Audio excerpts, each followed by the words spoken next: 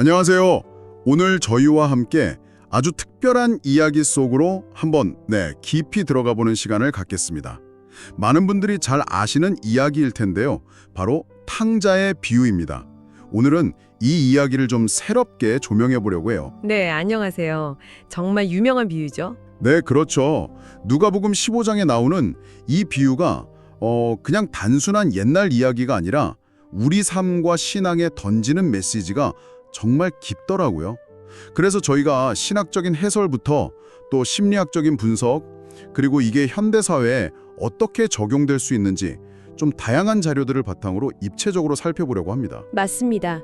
여러 각도에서 보면 또 다른 의미들이 보이더라고요. 네, 그래서 이번 시간 저희 목표는 단순히 줄거리를 훑는 것, 그걸 넘어서요. 이야기의 진짜 핵심, 특히 그 아버지의 조건 없는 사랑과 용서, 이게 과연 뭘 의미하는지 그 깊은 뜻을 함께 발견하는 데 있습니다. 들으시는 당신께서도 이 시간을 통해서 아하! 하는 그런 깨달음 또 신선한 통찰 얻으시길 바랍니다. 네, 저도 기대가 됩니다. 자, 그럼 본격적으로 한번 이야기를 풀어가 볼까요? 우선 이 비유가 어떤 상황에서 나왔는지 그 배경부터 좀 짚어보는 게 중요할 것 같아요. 예수님께서 왜 이 이야기를 하셨을까요? 네, 그 배경이 상당히 중요합니다. 당시 예수님께서는 이제 흔히 말하는 세리나 죄인 취급받던 사람들과 자주 어울리셨어요. 근데 이걸 본 바리새인들 또 서기관들, 그러니까 당시 종교 지도자들이죠. 이분들이 예수님을 막 비난하기 시작한 겁니다. 어떻게 저런 사람들하고 같이 밥을 먹냐? 뭐 이런 식이었겠군요. 네, 맞아요. 자기들은 깨끗하고 의롭다고 생각하는데 예수님은 왜 저렇게 소위 문제 있는 사람들하고 가까이 지내시냐? 뭐 이런 불만이었던 거죠. 자신들은 영적으로 건강하다 이렇게 생각했군요. 정확합니다. 스스로는 그렇다고 여기고 예수님이 만나는 사람들을 영혼의 병자다 이렇게 취급을 한 거죠. 근데 예수님께서는 이런 비판에 대해서 이미 마태복음 9장에서 답을 주셨어요. 건강한 자에게는 의원 있을 데 없고 병든 자에게라야 쓸 데 있다. 내가 의인을 부르러 온 것이 아니라 죄인을 부르러 왔다고요. 아, 그렇군요. 그러니까 이 탕자의 비유는 바로 그 연장선상에 있는 거네요. 겉으로는 막 의로운 척하지만 하나님의 진짜 마음을 모르는 그 종교 지도자들, 그리고 반대로 자신의 부족함을 알고 돌아오는 사람들을 향한 하나님의 마음, 그걸 보여주시려는 의도였다. 이런 말씀이시죠. 네, 맞습니다. 당시에 그 지도자들은 율법 지식은 해박했을지 몰라도 그 안에 담긴 하나님의 본심, 특히 그 잃어버린 영혼을 향한 애끓는 마음은 잘 헤아리지 못했던 것 같아요. 그래서 이 탕자의 비유는 바로 그런 이들에게 또 스스로 죄인이라고 여기는 이들에게 하나님의 마음이 어떠한지를 아주 극명하게 보여주는 이야기라고 할 수 있습니다. 자, 그럼 이제 본격적으로 이야기 속으로 들어가 보죠. 그 둘째 아들, 우리가 보통 탕자라고 부르는 인물 있잖아요. 여기서부터 시작해 볼까요? 아버지한테 자기 몫의 재산을 미리 달라고 해서 먼 나라로 훌쩍 떠나죠. 네, 그렇죠. 가서 그 재산을 아주 그냥 흥청망청 다 써버립니다. 결국엔 빈털터리가 되고 나중에는 돼지 치는 그런 비참한 신세까지 가게 되죠. 정말 밑바닥까지 간 거네요. 네, 그제서야 아버지 집에는 품꾼도 나보다 낫지 않은가 하고 깨닫고 돌아갈 결심을 하게 됩니다. 이 둘째 아들의 모습, 이걸 심리학적으로는 좀 어떻게 볼 수 있을까요? 그냥 단순히 철없는 아들, 이렇게만 보기에는 좀 더 깊은 의미가 숨어 있는 것 같은데요. 심리학적 관점에서 보면 특히 융심리학 같은 깊이 심리학에서는요. 이 아들을 인간 내면의 어떤 충동적이고 본능적인 욕구, 이걸 이제 에로스적인 측면이라고 하죠. 또는 무의식적인 그림자를 상징한다고 보기도 합니다. 에로스적인 측면이요? 네. 그러니까 사회적인 규범이나 어떤 기대를 벗어나서 쾌락이나 자유를 막 추구하지만 결국 현실의 벽에 부딪히고 자신의 어떤 결핍 또 한계를 아주 처절하게 깨닫게 되는 그런 과정으로 보는 거죠. 와, 흥미로운 해석이네요. 그 통제되지 않는 욕망이 결국 파멸을 가져오지만 역설적이게도 바로 그 바닥에서야 진정한 자신과 만나고 돌아갈 곳을 찾게 된다는 그런 의미로도 들리네요. 그렇죠. 바로 그 깨어짐의 경험이 오히려 그를 진리에 더 열려있게 만들었을 수도 있다는 겁니다. 스스로 의롭다고 생각하면서 변화를 거부하는 사람들과는 다르게 자신의 죄와 그 비참함을 정직하게 마주했기 때문에 아버지께 돌아갈 용기를 낼 수 있었던 거죠. 어쩌면 당시 세리들이 바리새인들보다 고집이나 자존심이 좀 덜해서 예수님 말씀에 더 귀를 기울였던 것과도 약간 비슷한 맥락일 수 있습니다. 혹시 당신의 삶에도 이렇게 모든 것이 무너져 내리는 듯한 경험, 그래서 정말 간절하게 돌아갈 본향을 찾았던 그런 순간이 있으셨나요? 이 아들의 모습에서 또 당신의 어떤 부분을 발견하게 되시는지요? 한번 생각해 보시면 좋겠습니다. 네, 정말 많은 생각을 하게 하네요. 자, 그렇게 아들이 정말 초라한 모습으로 집을 향해 돌아오는데 여기서 아버지의 반응이 정말 놀랍습니다. 아들이 아직 멀리 있는데도 아버지가 먼저 알아보고 막 달려가서 끌어안고 입을 맞추잖아요. 네, 맞아요. 누가복음 15장 20절이 그 장면을 아주 생생하게 묘사하죠. 아직도 거리가 먼데 아버지가 그를 보고 측은히 여겨 달려가 목을 안고 입을 맞추니, 아들이 막 준비해 갔던 그 구구절절한 사제의 말 있잖아요. 아버지, 내가 하늘과 아버지께 죄를 지었습니다. 네네. 그거 제대로 꺼내지도 못하죠. 아들의 변명이나 다짐 같은 건 아예 중요하지 않았다는 거군요. 그렇죠. 아버지는 곧바로 종들한테 제일 좋은 옷 입히고 손에 가락지 끼우고 발에 신발 신기라고 명하고, 그리고 살찐 송아지를 개봐서 잔치를 열잖아요. 이건 단순한 용서가 아니라 완전한 신분 회복, 그리고 엄청난 환대를 의미하는 거 아닙니까? 바로 그 점이 핵심입니다.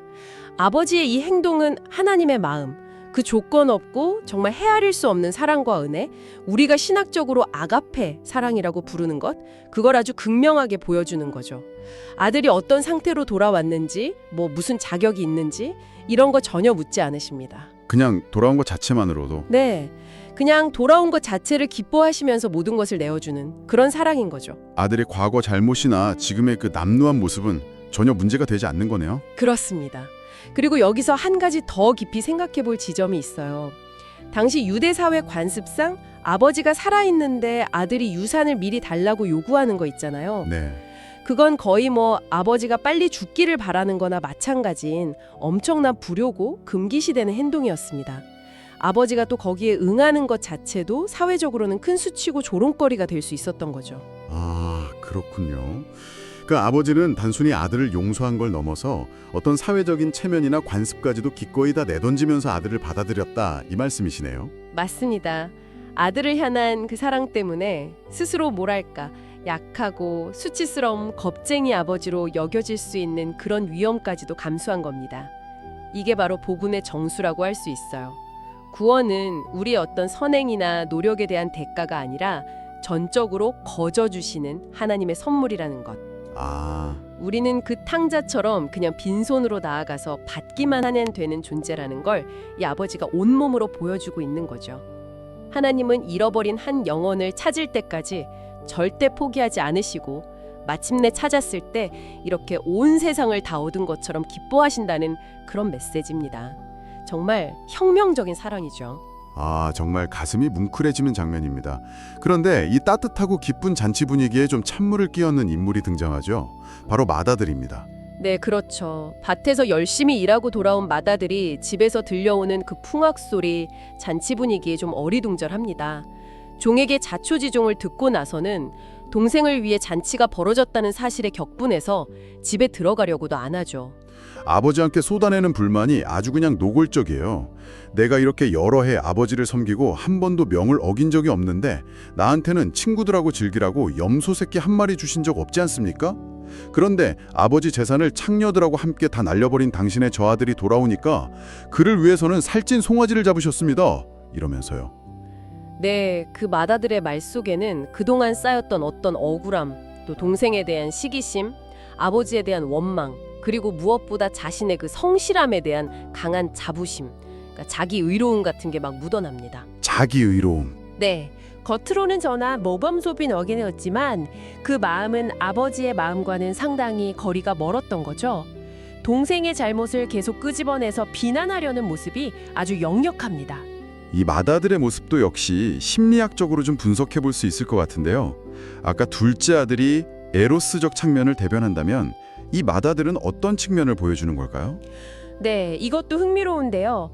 맏아들은 의식적이고 합리적인 측면, 이걸 로고스라고 하죠. 그걸 상징한다고 볼 수 있습니다. 사회적 규범이나 의무에 아주 충실하고 감정보다는 이성이나 규칙을 더 중시하는 그런 모습이죠. 그런데 여기서 아주 재미있는 점은 그가 동생을 비난하면서 창녀들과 함께 살림을 삼켜버렸다고 말하는 부분이에요. 네. 사실 비유 원문에는 창녀라는 단어가 나오지 않거든요. 정말요? 원문에는 그냥 허랑방탕하게 살았다고만 되어 있었던 것 같은데 창녀는 그럼 마다들의 상상? 혹은 투사일 수도 있다는 건가요? 그럴 가능성이 충분히 있습니다. 심리학적으로 보면 마다들은 사회적으로 요구되는 역할, 그러니까 페르소나라고 하죠. 사회적 가면. 거기에 너무 충실하느라 자기 내면에 억압된 어떤 욕망, 즉 에로스적인 부분을 제대로 인식하지 못했을 수 있어요. 그리고 그 억눌린 욕망, 어쩌면 동생처럼 좀 자유롭게 살고 싶었을지도 모를 그 어두운 그림자를 동생에게 투사해서 그렇게 격렬하게 비난하고 있는 것일 수도 있다는 거죠. 와, 정말 흥미로운 관점인데요. 겉으로 보이는 그 성실함 이면에 그런 복잡한 내면이 숨어 있을 수 있다는 거군요. 팀 켈러 목사님도 이 마다들의 모습을 현대 신앙인과 연결해서 해석했던 것 같아요. 맞습니다.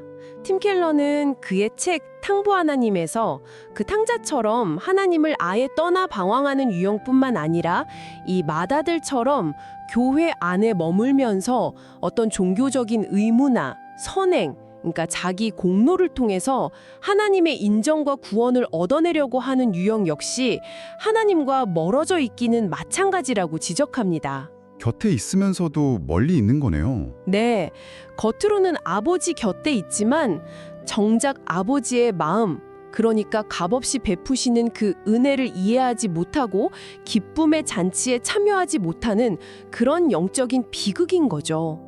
혹시 당신도 겉으로는 성실하게 신앙생활이나 사회적인 역할을 잘 감당하고 계시지만 마음 한구석에는 왜 나는 인정받지 못할까 하는 그런 억울함이나 소외감을 느낄 때가 있으신가요?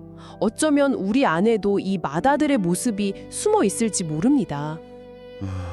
정말 많은 생각을 하게 만드는 지점입니다.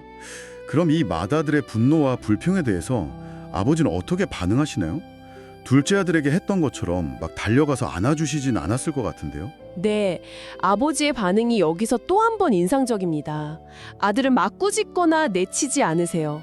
오히려 집 밖으로 직접 나와서 맏아들을 타이르고 달랩니다. 이렇게 말씀하시죠. 얘야, 너는 항상 나와 함께 있지 않니? 내 것이 다 내 것이다. 일단 인정을 해주시네요. 그렇죠.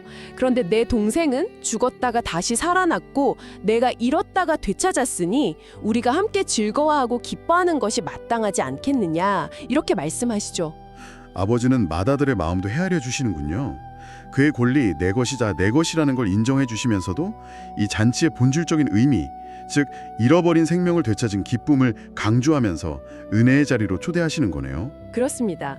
여기서 아버지의 지혜와 사랑이 다시 한번 빛을 발하는 것 같아요.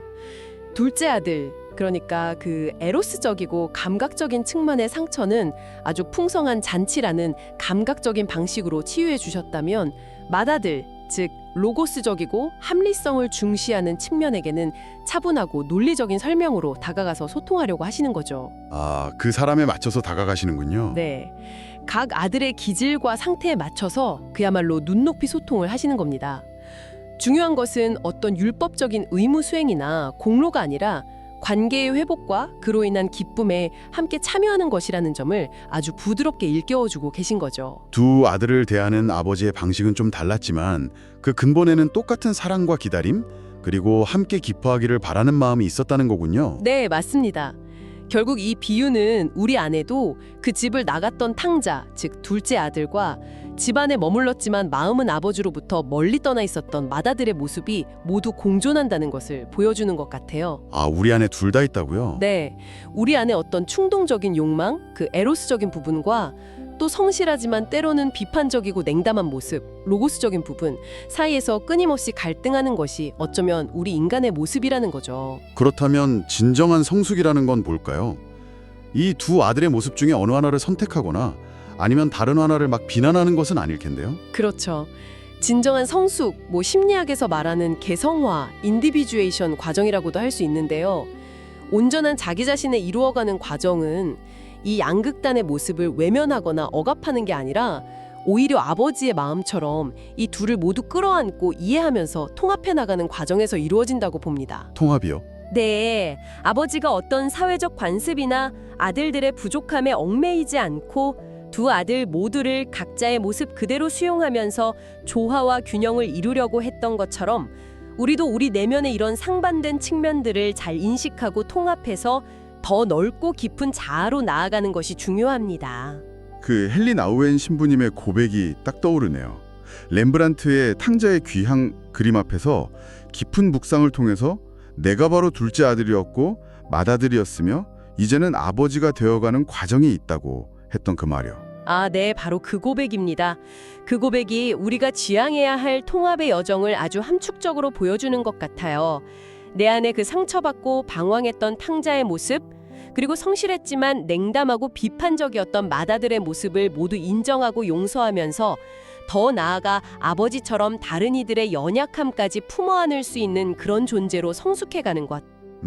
기독교적인 관점에서 보면 우리의 그 고통스럽고 조각난 과거까지도 하나님의 은혜 안에서 다 수용하고 통합해서 기쁨으로 받아들이는 과정? 이것이 바로 이 비유가 아버지의 역할을 통해 우리에게 보여주는 치유와 성숙의 길이 아닐까 싶습니다. 결국 스스로 의롭다고 여기는 마음, 그 맏아들의 마음은 하나님의 은혜를 받아들이는 걸 가로막고 다른 사람을 자꾸 판단하고 비판하게 만들죠. 맏아들이 계속 동생의 허물을 찾으려고 애썼던 것처럼요. 네, 그렇죠. 반면에 자신의 부족함과 죄인됨을 솔직하게 인정하고 아버지의 그 무조건적인 사랑을 받아들이는 마음, 돌아온 탕젤의 마음이 우리를 진정한 기쁨과 회복의 잔치로 이끄는 거군요. 그렇습니다. 그리고 이 비유는 거기서 멈추지 않는 것 같아요. 우리가 아버지의 사랑을 경험했다면 이제 우리도 그 아버지처럼 행동하도록, 즉 다른 이들의 연약함을 품어주고 환대하는 자리로 나아가도록 초대하는 거죠. 아, 우리도 아버지처럼요. 네, 예수님이 보여주신 연민, 그 컴패션이라는 것은 단순히 개인적인 감정이 아니라 사회적으로 소외되고 고통받는 이들과 함께하면서 그들의 상처를 어루만지는 구체적인 행동으로 나타나야 한다는 겁니다. 이걸 이제 연민의 사회윤리라고도 하는데요. 진정한 거룩함은 세상과 막 분리되는 데 있는 것이 아니라 오히려 고통의 현장으로 들어가서 함께 아파하고 치유하는 데 있다는 것을 보여주는, 어찌 보면 상당히 급진적인 메시지라고 할 수 있습니다. 와, 정말 깊은 의미가 있네요. 오늘 저희는 탕자의 비유를 통해서 아버지의 정말 놀랍도록 깊고 넓은 사랑과 용서를 함께 탐구해 보았습니다. 집을 나갔던 둘째 아들이든 집안에 머물렀지만 마음은 닫혀 있었던 맏아들이든 아버지는 정말 차별 없이 동일한 사랑으로 그들을 기다리시고 잔치로 초대하신다는 것을 다시 한번 확인했습니다. 네, 이 비유는 정말 시대를 초월해서 우리 각자에게 계속 묻고 있는 것 같습니다. 구원이란 우리의 어떤 노력이나 자격으로 얻는 것이 아니라 전적인 선물임을 깨닫고 있는지, 그리고 그 엄청난 은혜 앞에서 우리는 지금 어떤 모습으로 서 있는지 말입니다. 오늘 탐구는 이제 여기서 마무리할 시간이지만요. 마지막으로 당신께 깊이 한번 생각해 볼 질문 하나를 남겨드리고 싶습니다. 네, 이 비유는 참 놀랍게도요. 맏아들이 결국 아버지의 초대에 응해서 잔치에 들어갔는지 아니면 계속 불평하면서 문 밖에 서 있었는지 우리에게 알려주지 않은 채 그냥 끝납니다. 열린 결말이죠. 아, 맞아요. 어쩌면 이것이 바로 예수님께서 이 이야기를 듣는 우리 모두에게 던지시는 질문일 수 있습니다. 과연 무엇이 우리로 하여금 하나님께서 베푸시는 그 풍성한 은혜의 잔치에 온전히 참여하는 것을 주저하게 만들까요? 우리 자신의 어떤 연약함이나 부족함에 대한 생각 때문일까요? 아니면 잔치 안에 이미 들어와 있는 다른 사람들, 어쩌면 우리가 보기에 좀 자격 없어 보이는 그들을 향한 우리의 불편한 마음 때문일까요? 아, 정말 중요한 질문이네요. 이 질문을 마음속에 품고 돌아가셔서 오늘 나눈 이야기들이 당신의 삶과 또 신앙 여정에 깊은 성찰과 따뜻한 울림을 가져다 주기를 진심으로 바랍니다. 오늘 저희와 함께 이렇게 깊은 이야기 나눠주셔서 정말 감사합니다. 안녕히 계십시오. 네, 감사합니다. 안녕히 계십시오.